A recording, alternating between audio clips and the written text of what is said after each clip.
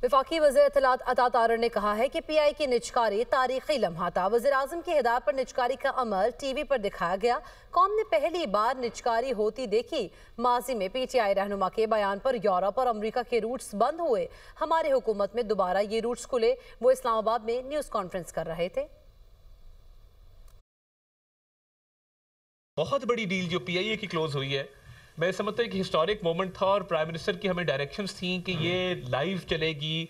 पूरा जो बिडिंग का प्रोसेस है सुबह से लेकर शाम तक, तो आपने देखा कि पूरी कौम ने टेलीविज़न चैनल्स के तवसत से वज़ीर आज़म ने जो हिदायत की थी उसके मुताबिक इसको देखा और एक ट्रांसपेरेंट प्रोसेस था। माजी में हमने वो दिन भी देखे हैं कि जब दानिस्ता तौर पे floor of the house controversial statements दे के यूरोप के और अमेरिका के रूट बंद कर दिए गए।